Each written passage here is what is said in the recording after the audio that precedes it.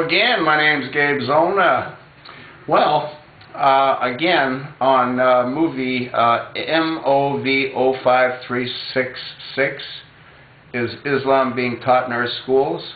I had read you what one individual commented in regard to that, and then again, I went ahead and gave him my retort to what he had written. Well, I had also said in that particular response that it appears that he might very well be a follower of Islam. He sent me another email in regard to that same video, and I believe this to be the case. He said, "Peace be upon you." Well, that tells me he's not Jewish. It tells me he's not Christian. That comment tells me that he is in fact a follower of Islam. And then he goes and he recites the 5 pillars of Islam. Shahada, declaring there is no God except God, and Muhammad is God's messenger. That's the first pillar. The 2 is Salat, S-A-L-A-T, ritual prayer 5 times a day. 3, Som, S-E-W-M, fasting and self-control during the blessed month of Ramadan. 4, Zakat, giving 2.5% of one's savings to the poor and needy. 5 is Hajj, H-A-J-J. That's a pilgrimage to Mecca at least once in a lifetime, if he or she is able to do so.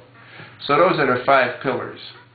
And he took the time to send that to me. And what I would like to ask him is, how about Jizyah, J-I-Z-Y-A-H? That's the tax that they extort from non-believers. And if you don't pay, well, their solution is rather simplistic.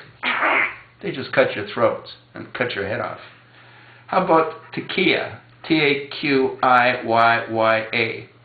Now, that allows a Muslim to lie knowingly, as long as it furthers their cause. A good example of TAQIYYA, I guess, could be Anthony Weiner's wife, Huma Abedin, when she married a Jew, you know? And I've made videos on this particular topic numerous times, in that she would have been killed, especially someone like her that is so closely tied as she herself was when she went to university in Georgetown as part of the Muslim Brotherhood. Now, for her to have married outside of her religion would have been maybe unacceptable, but for her to have married a Jew would be intolerable. She would have been killed. But again, she did it for a purpose. And I've made videos as to why I believe she married Anthony Weiner and why I believe she's now going to divorce Anthony Weiner. This particular individual that's commenting, I have no doubt, is in fact a follower of Islam. And he's entitled to be a follower of whatever he wishes to follow. But you got to take the bad with the good. And unfortunately, there's nothing that I see that's good. I don't believe that they've ever given 2.5% of their savings to the needy and poor, because they take it from everyone that they can, unless, again, they're followers of Islam. Fasting and self-control during the month of Ramadan, that's simply a way that they can control the people by having the people do their biddings. And to fast for a month, that's a hell of a bidding. And to say that there is no God except God, that doesn't even make any sense. And then it says, and Muhammad is God's messenger. Well, if there is no God except God, then how can Muhammad be God's messenger?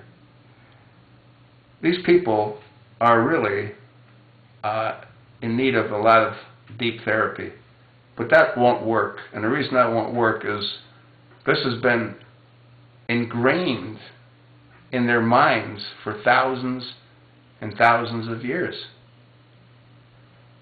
The true follower of Islam is a radical extremist if they adhere to what the messenger of God, Muhammad, prophesied.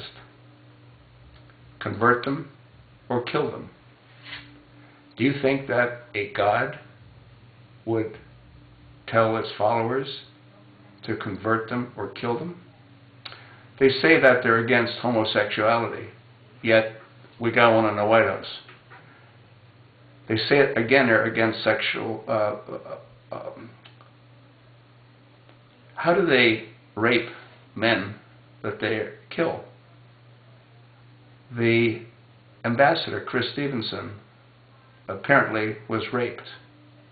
How does someone get aroused when they're killing someone to be able to rape them? If they're against homosexuality, why would they rape them? Omar Gaddafi was also raped before or after he was murdered. How can somebody get aroused other than some very ill, devious retard? Anyway, I could go on and on and on, but what's the point?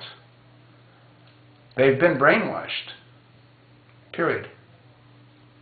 And the only thing they know is what they're told by their imams. And that's why these mosques are very dangerous, dangerous, dangerous grounds to breed radical extremists.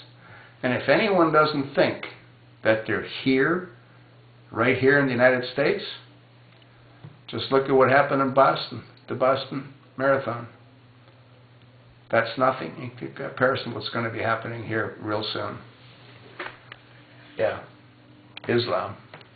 The followers of Islam are, I think, no different than the followers of the devil.